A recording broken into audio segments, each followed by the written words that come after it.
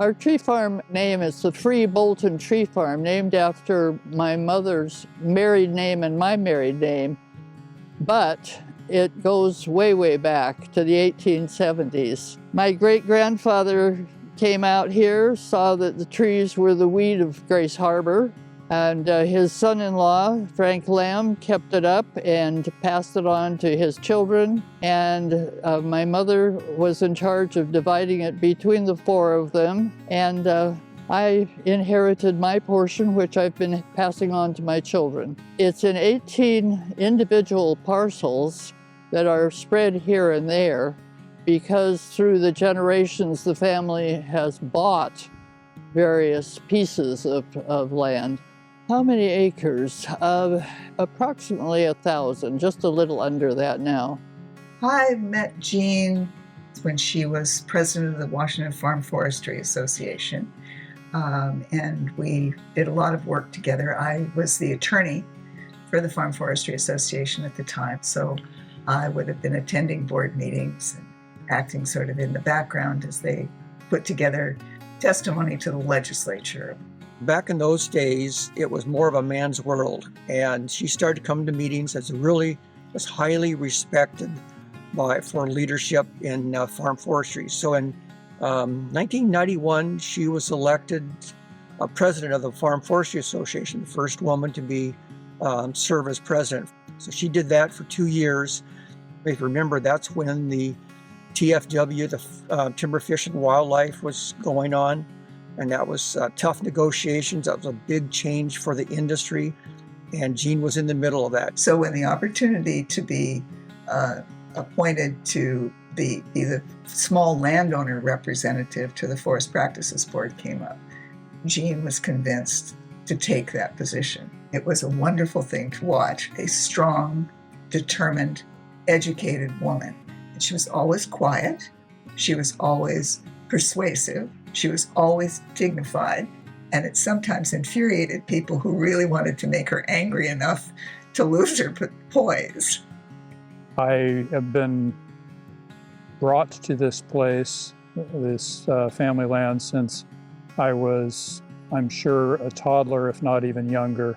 And it's been, part of my life for my entire 60-plus year life now. So my daughters, who are aspiring veterinarians and wildlife biologists, really enjoy coming out and finding the smaller wildlife, like abundance of snakes and salamanders and the like. So we know it's a pretty healthy forest floor ecosystem that way. But living nearby, I know there are, for instance, cougars. Well, this particular parcel where we are, the one with the most road exposure, the biggest problem that we end up dealing with is clearing out dumped trash periodically.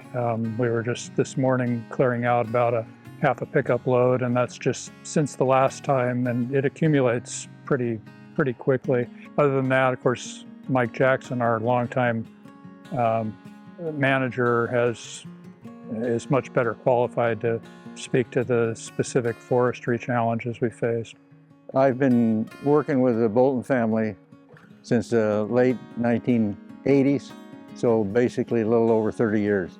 With Jean's mother in the very beginning, and then with Jean. The challenges of any forest is to determine the amount of ground that really grows trees versus the water and the habitat areas.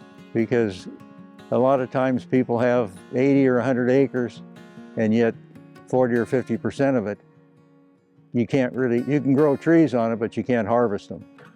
So basically, in the beginning of the Bolton ownership was to do the forest inventory on the properties.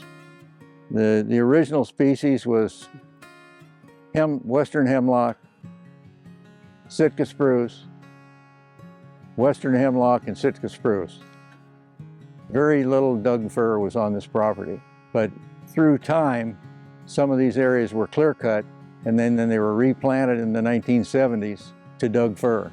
And so today we have a species mix of Doug fir and hemlock and spruce.